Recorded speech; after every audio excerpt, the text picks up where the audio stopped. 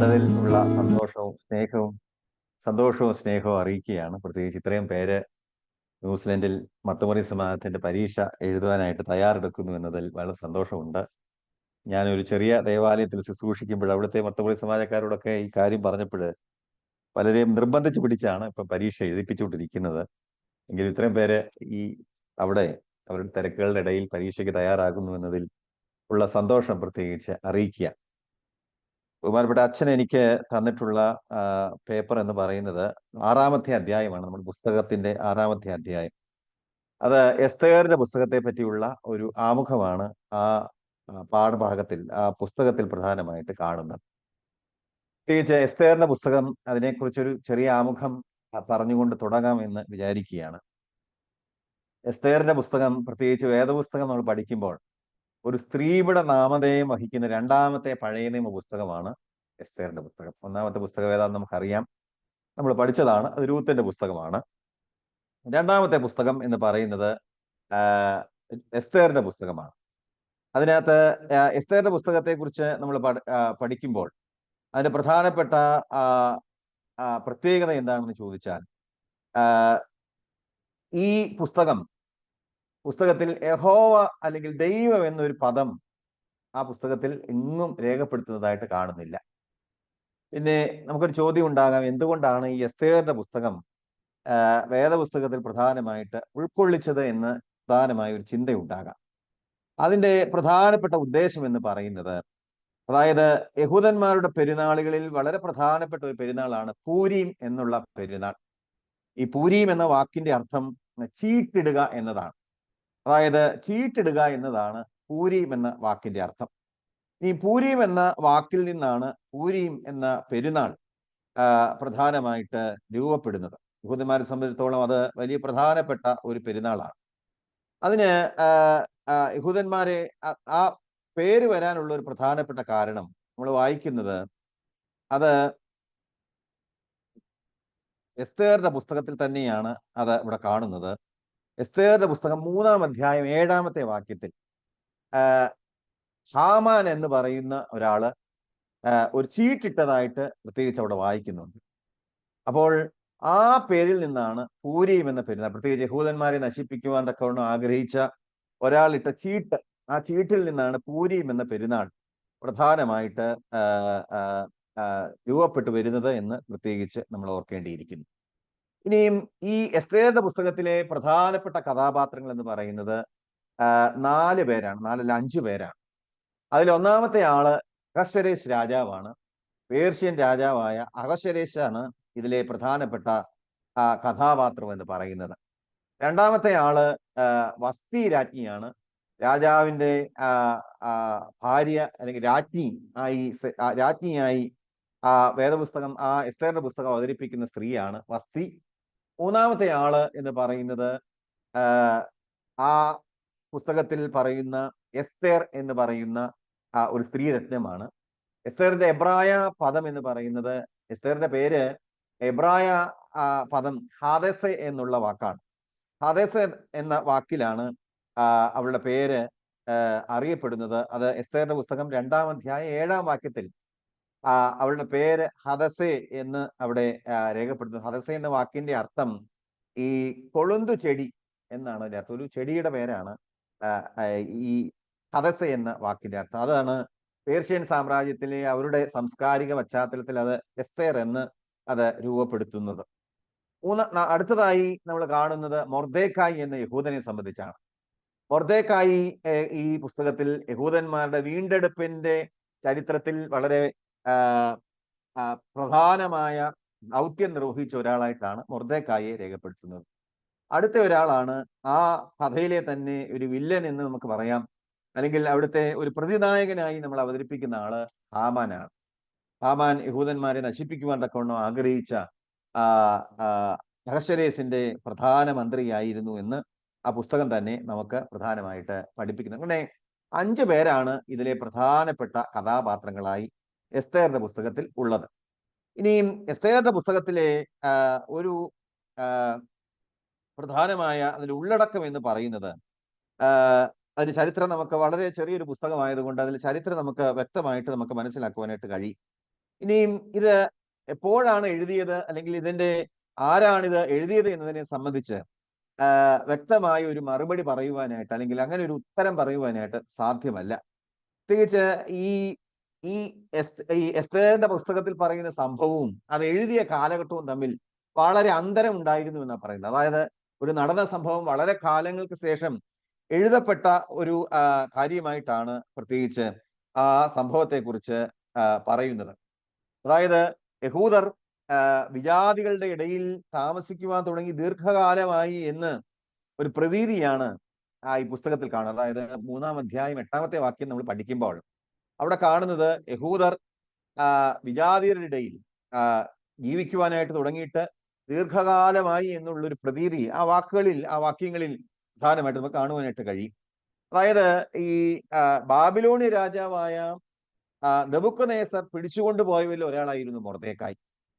അതായത് 2-ാം അധ്യായം 5 മുതൽ 8 വരെയുള്ള വാക്യങ്ങളിൽ, ഈ വാക്യങ്ങളൊന്ന് ശ്രദ്ധിച്ചു വെച്ചാൽ നന്നായിരിക്കും. അത് 2-ന്റെ 5 മുതൽ 8 വരെയുള്ള വാക്യങ്ങളിൽ നെബൂഖദ്നേസർ യഹൂദയിൽ നിന്ന്, ഇസ്രായേലിൽ നിന്ന് പിടിച്ചുകൊണ്ടുപോയ ഒരാളായിരുന്നു മൊർദെഖായി എന്ന് പറയുന്നുണ്ട്. അങ്ങനെയാണെങ്കിൽ മൊർദെഖായിയുടെ അപ്പോഴത്തെ പ്രായം എന്ന് പറയുന്നത് ഏകദേശം 110 വയസ്സെങ്കിലും ആയി കാണും എന്നാണ് ഈ സംഭവവും ഈ കാലഘട്ടവും തമ്മിലുള്ള ഒരു അന്തരത്തിൽ നിന്ന് നമുക്കൊരു ഊഹം, അല്ലെങ്കിൽ അതിനൊരു ഒരു അലൂഷനിലേക്ക് നമുക്ക് എത്തുവാനായിട്ട് സാധ്യമാകുന്നത് എന്ന് പ്രത്യേകിച്ച് ഓർക്കണം.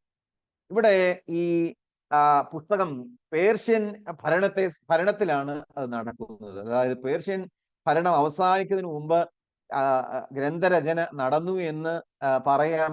ചിലപ്പോൾ മറ്റു ചില പണ്ഡിതന്മാർ അങ്ങനെയല്ല, അത് ഗ്രീക്ക് കാലഘട്ടത്തിലാണ് രചിച്ചിട്ടുള്ളത് എന്നും പ്രത്യേകിച്ച് ആ പുസ്തകത്തെ കുറിച്ച് പറയുന്നുണ്ട്. അപ്പോൾ ഈ പുസ്തകം നമുക്ക് നമ്മുടെ പഠന വിഷയമായിട്ട് നൽകിയിട്ടുള്ളത് ആ പുസ്തകത്തിന്റെ പശ്ചാത്തലവും അതിനുള്ളിലെ സന്ദേശവും എന്തായിരുന്നു എന്ന് പ്രധാനമായിട്ട് പറയുവാൻ തക്കവണ്ണമാണ് ആഗ്രഹിക്കുന്നത്. ഇനിയും ഈ പുസ്തകത്തെ നമുക്ക് അതിന്റെ ഉള്ളടക്കം എന്തായിരുന്നു എന്ന് പ്രധാനമായിട്ട്, അതിന്റെ ചരിത്ര പശ്ചാത്തലം എന്തായിരുന്നു എന്ന് ചോദിക്കുമ്പോൾ, അതായത് രാജാവ് പ്രഭുക്കന്മാർക്കും ഉദ്യോഗ വൃന്ദത്തിനും ഒരു വലിയ സദ്യ നടത്തി. അതായത് വസ്തി രാജ്ഞി സ്ത്രീകൾക്കും വിരുന്ന് നൽകി. അതായത് വലിയൊരു വിരുന്നിനെ സംബന്ധിച്ചുള്ള വിവരണം കൊണ്ടാണ് ആ പുസ്തകം തുടങ്ങുന്നത്. അപ്പോൾ രാജ്ഞിയുടെ സൗന്ദര്യം പരസ്യമായി പ്രദർശിപ്പിക്കുവാൻ രാജാവ് ആളയച്ച് വിളിപ്പിച്ചു. രാജാവിന്റെ ആജ്ഞയ്ക്ക് രാജ്ഞി കീഴ്പ്പെടാത്തതിനാൽ വസ്തിയെ രാജ്ഞി സ്ഥാനത്ത് നിന്ന് നീക്കുന്നു. അതിൽ പ്രത്യേകിച്ച് അതിനകത്ത് ഒന്ന് രണ്ട് ബാല്യക്കാർ, അല്ലെങ്കിൽ 1-2 രാജധാനിയിലെ 1-2 ഷണ്ടന്മാർ പറയുന്ന ചില ഉപദേശങ്ങൾ അവിടെ പ്രധാനമായിട്ട് പറയുന്നുണ്ട്. അത് എന്താണെന്നുള്ളത് കുറച്ചുകൂടെ വിശദീകരിച്ച് പറയാം വീണ്ടും ഞാൻ പറഞ്ഞുകൊള്ളും. രണ്ടാമതായിട്ട് അഹശ്വേരോസ് അതിസുന്ദരിയായ എസ്തേറിനെ രാജ്ഞി സ്ഥാനത്ത് അവരോധിക്കുന്നതാണ് 2-ാമത്തെ ഭാഗത്ത് കാണുന്നത്. യഹൂദ യുവതിയായ എസ്തേറിനെ പിതൃ സഹോദര പുത്രനായ മൊർദെഖായി ശൂഷൻ രാജധാനിയിലെ ഉദ്യോഗസ്ഥനായിരുന്നു. അവർ ഈ മൊർദെഖായി രാജാവിനെ എസ്തേറിനെ സംബന്ധിച്ചുള്ള കാര്യങ്ങൾ അറിയിക്കുന്നതായിട്ട് 2-ാമത്തെ ഭാഗത്ത് കാണുന്നുണ്ട്. മൂന്നാമതായി മൊർദെഖായി രാജാവിന്റെ പ്രധാന ഉദ്യോഗസ്ഥനായ ഹാമാനെ തൊഴുതു വന്ദിക്കാത്തതിനാൽ അയാളുടെ അപ്രീതി പിടിച്ചു വാങ്ങുന്നുണ്ട്. അതുകൊണ്ട് യഹൂദരെ ഒന്നടങ്കം കൊന്നൊടുക്കുവാൻ തക്കവണ്ണം ഹാമാൻ അനുമതി വാങ്ങി ഉത്തരവിടുന്നുണ്ട്. അതാണ് 3-ാമത്തെ ഭാഗം. അവിടെ തൊട്ടാണ് ഈ എസ്തേറിന്റെ ചരിത്രത്തിന്റെ ഒരു ദിശാഗതി മാറുന്നത്. 4-മതായി തന്റെ സ്വജനത്തിന് വേണ്ടി രാജാവിനോട് അഭ്യർത്ഥന കഴിക്കുവാൻ മൊർദെഖായി എസ്തേറിനെ ഉപദേശിച്ചു. എസ്തേർ അതിന് ഒരു സദ്യ നടത്തുവാൻ തക്കവണ്ണം നടത്തി എന്ന് അവിടെ വായിക്കുന്നുണ്ട്. അത് 4-ാം അധ്യായം 4-ന്റെ 1 മുതൽ 5 മുതൽ 8 വരെയാണ് ആ സംഭവം വിവരിക്കുന്നത്. ഇനിയും അത് കഴിഞ്ഞ് 5-ന്റെ 9 മുതൽ 14 വരെയുള്ള വാക്യങ്ങളിൽ മൊർദെഖായിയെ തൂക്കിക്കൊല്ലുവാൻ തക്കവണ്ണം ഹാമാൻ ഒരു കഴുകുമരം ഉണ്ടാക്കി എന്നതാണ് അതിലെ വിവരണം.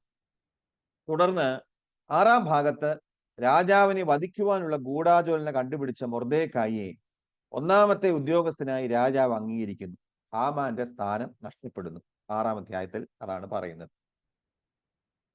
7-ാമത്തെ നടത്തുന്നത് എസ്തേർ രാജ്ഞി വീണ്ടും സദ്യ നടത്തുന്നു, വിരുന്ന് നടത്തുന്നു എന്നതിനെ കുറിച്ച് പറയുന്നുണ്ട്. അവിടെ രാജാവ് ഹാമാനെ ശിക്ഷയ്ക്ക് വിധിച്ചു. അതായത് മൊർദെഖായിക്ക് വേണ്ടി തയ്യാറാക്കിയ കഴുകുമരം ഹാമാനെ തന്നെ തൂക്കുവാൻ തക്കവണ്ണം തയ്യാറായി എന്നതാണ് അവിടെ പ്രധാനമായിട്ട് വായിക്കുന്നത്. ഇനിയും എട്ടാമത്തെ ഭാഗം എന്ന് പറയുന്നത് അധ്യായം 8 സ്വയരക്ഷാർത്ഥം ശത്രുക്കളെ എതിർക്കുവാനും വധിക്കുവാനും യഹൂദർക്ക് അനുവാദം ലഭിച്ചു. അത് 8 അധ്യായത്തിലാണ്. 9:1 മുതൽ 16 വരെയുള്ള ഭാഗത്തിൽ യഹൂദർ പോരാട്ടത്തിൽ വിജയം വരിക്കുന്നു എന്നതാണ് അവിടുത്തെ പ്രധാനപ്പെട്ട വിവരണം. 10 ഭാഗം എന്ന് പറയുന്നത് പൂരീം പെരുന്നാളിന്റെ ആചരണത്തെ സംബന്ധിച്ചാണ്. 9:17 മുതൽ 32 വരെയുള്ള വാക്യങ്ങൾ. 11 ഭാഗം എന്ന് പറയുന്നത് യഹൂദന്മാരുടെ ഉയർച്ചയാണ്. 10 അധ്യായം 1 മുതൽ 3 വരെയുള്ള വാക്യങ്ങളിലാണ്.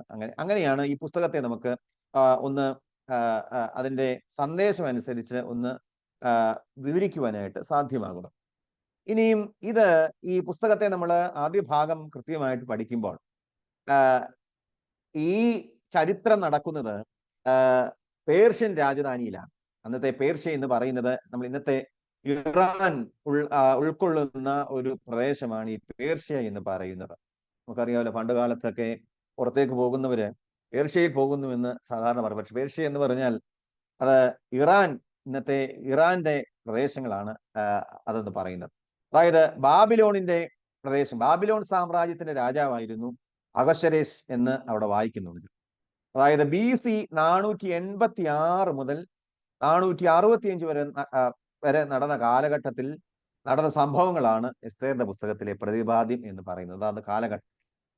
ഇനിയും അതിനകത്ത് ഈ എസ്തേറിന്റെ പുസ്തകത്തിന്റെ 1-ാം വാക്യം പ്രധാനമായിട്ട് രേഖപ്പെടുത്തുന്നത് ഇന്ത്യ മുതൽ എത്യോപ്യ വരെ ഉള്ള നീണ്ട ഒരു മധ്യ പൗരസ്ത്യ ദേശം മുഴുവൻ, അതുമാത്രമല്ല ആഫ്രിക്കയുടെ ചില ഭാഗങ്ങൾ കൂടെ ഉൾക്കൊള്ളുന്ന വിശാലമായ സാമ്രാജ്യമാണ്. 127 സംസ്ഥാനങ്ങളാണ് ബാബിലോണിയ സാമ്രാജ്യത്തിൽ ഉണ്ടായിരുന്നത് എന്ന് അവിടെ പറയുന്നത്. അതായത് ഇന്ത്യ മുതൽ അങ്ങ് കൂശ് വരെ, കൂശ് എന്ന് പറയുന്നത് എത്യോപ്യയാണ്, അതും ആഫ്രിക്കയുടെ ചില ഭാഗങ്ങൾ കൂടെ ഉൾക്കൊള്ളുന്നതായ ഒരു പ്രദേശമായിരുന്നു ഈ ബാബിലോണിയ സാമ്രാജ്യത്തിന്റെ വിസ്തൃതി എന്ന് പറയുന്നത്.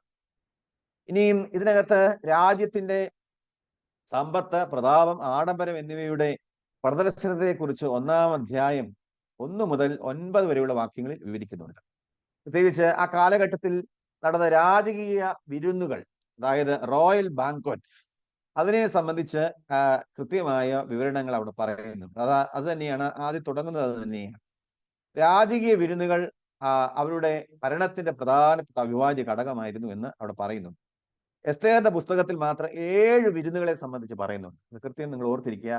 7 വിരുന്നുകളെ പറ്റിയുള്ള വിവരണമാണ് എസ്തേറിന്റെ പുസ്തകത്തിൽ നമുക്ക് കാണുവാനായിട്ട് കഴിയുന്നത്. എവിടൊക്കെയാണ് എന്നുള്ളത് ചോദിച്ചാൽ കൃത്യം അവിടെ പറയുന്നത് 1-ാം അധ്യായം 3-ാമത്തെ വാക്യത്തിലുണ്ട്, 9-ാമത്തെ വാക്യത്തിലുണ്ട്, 2-ാം അധ്യായം 18-ാം വാക്യത്തിലുണ്ട്, 5-ാം അധ്യായം 4-5 വാക്യങ്ങളിലുണ്ട്, 7-ാം അധ്യായം 1-2 വാക്യങ്ങളിലുണ്ട്, 8-ാം അധ്യായം 17-ാമത്തെ വാക്യത്തിലുണ്ട്, 9-ാം അധ്യായം 17 മുതൽ 22 വരെയുള്ള വാക്യങ്ങൾ. അങ്ങനെ 7 വിരുന്നുകളുടെ വിവരണം ഉൾക്കൊള്ളുന്ന പുസ്തകമാണ് എസ്തേറിന്റെ പുസ്തകം.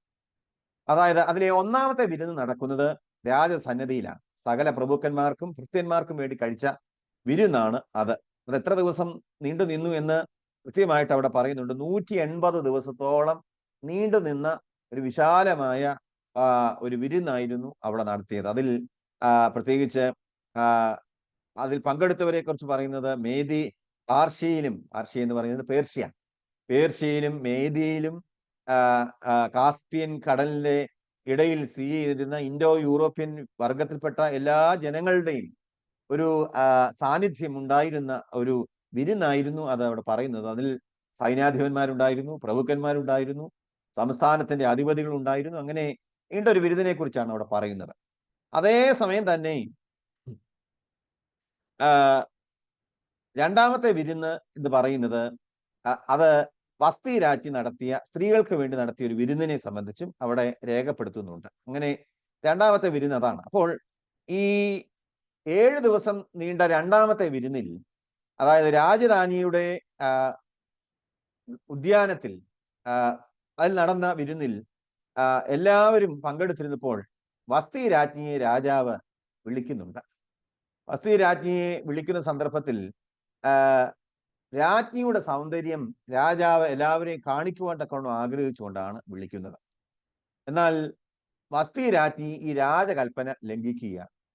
അത് അവൾ അത് 10 മുതൽ 22 വരെയുള്ള വാക്യങ്ങളിൽ വിവരിച്ചിരിക്കുന്നതനുസരിച്ച് വിരുന്നിന്റെ 7-ാം ദിവസം രാജാവ് നൽകിയ ആജ്ഞ രാജ്ഞി നിരസിച്ചു കളയുന്നുണ്ട്. അതായത് രാജാവിന്റെ ആജ്ഞ മദ്യലഹരിയിലായിരുന്നു ആയിരുന്നത് കൊണ്ടായിരിക്കാം, അല്ലെങ്കിൽ സ്ത്രീകൾ മാത്രം നടത്തുന്ന മറ്റൊരു സമ്മേളനത്തിൽ നിന്ന് വിളിക്കപ്പെട്ടത് കൊണ്ടോ ആയിരിക്കാം രാജ്ഞി ആ ക്ഷണം നിരസിച്ചു കളയുന്നത്. എന്നാൽ ഈ അനുസരണക്കേടിനെ കുറിച്ച്, അതായത് ആ കാലഘട്ടത്തിൽ പുരുഷാധിപത്യം ഉണ്ടായിരുന്നതായ, മെയിൽ ഡോമിനേറ്റഡ് ആയ ഒരു കാലഘട്ടത്തിൽ ഈ അനുസരണക്കേട് വലിയ അപമാനമായിട്ടാണ് രാജാവ് തിരിച്ചറിയുന്നത്.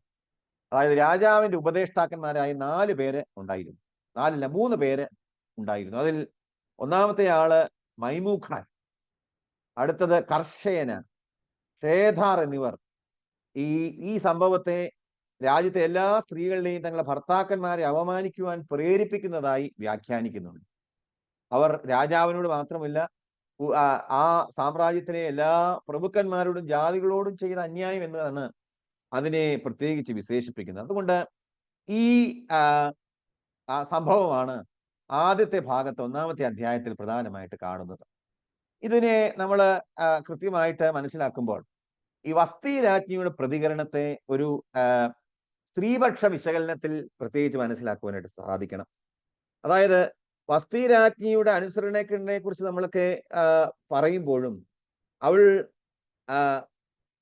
അവളെ സംബന്ധിച്ച് പ്രത്യേകിച്ച് മനസ്സിലാക്കുന്നത്, വസ്തി രാജ്ഞി തൻ്റെ സൗന്ദര്യത്തെ ഒരു പ്രദർശന വസ്തുവാക്കുവാൻ തക്കവണ്ണം രാജ്ഞി ആഗ്രഹിച്ചില്ല എന്നതാണ് അതിനകത്തെ പ്രധാനപ്പെട്ട മറ്റൊരു സന്ദേശമായിട്ട് നമുക്ക് കാണുവാനായിട്ട് കഴിയും. അതായത് സ്ത്രീകളുടെ അന്തസ്സിനായുള്ള നിലപാടായി വസ്തിയുടെ പ്രതികരണത്തെ ഇന്നത്തെ ഫെമിനിസ്റ്റ് തിയോളജിയൻസ്, അതായത് സ്ത്രീപക്ഷ ദൈവശാസ്ത്രകാരന്മാർ കൃത്യമായി മനസ്സിലാക്കുകയും പ്രകാരം അത് അവർ സ്വീകരിക്കുകയും ചെയ്യുന്നു എന്ന് പ്രത്യേകിച്ച് നമ്മൾ ഓർക്കേണ്ടതായിട്ടുണ്ട്.